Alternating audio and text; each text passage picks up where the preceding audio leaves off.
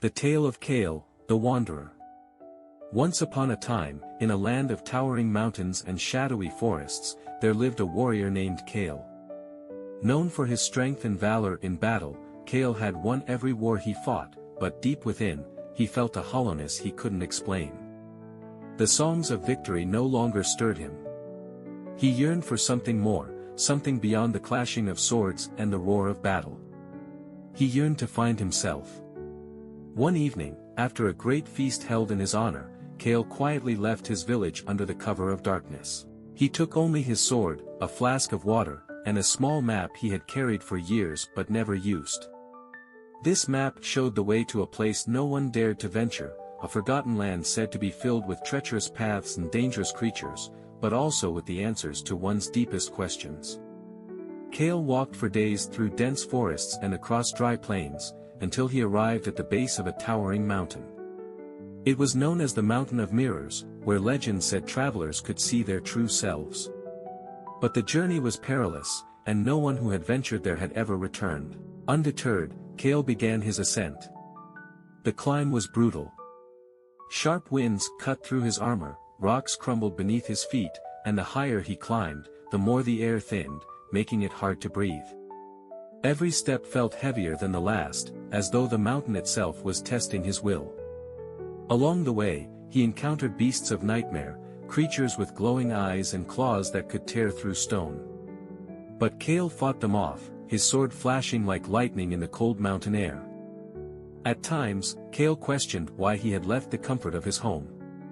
Was this madness? But something deep within him pushed him onward. He knew that his journey wasn't just about survival, it was about discovery. He wasn't fighting for glory anymore. He was fighting for clarity. After what felt like an eternity, Kale finally reached a plateau near the mountain's peak. There, nestled between jagged rocks, was a cave. Inside, the walls shimmered with an eerie light, reflecting countless images of Kale, some as the warrior he knew, others as an old man, a child, and even a beast. The Mountain of Mirrors had revealed not just who he was, but who he could become. Kale sat down, overwhelmed by the visions. He had always defined himself by his strength and his victories. But now, he realized that the battles he fought were not his true purpose. He had been chasing the wrong kind of victory all along. His real battle was within himself, the battle to understand who he truly was beneath the armor, beyond the sword. For the first time, Kale laid his weapon down. He closed his eyes and breathed deeply, letting the cold mountain air fill his lungs. The silence of the cave was profound, but it was a silence that spoke louder than any battlefield. In that moment, Kale understood that he didn't need to fight anymore.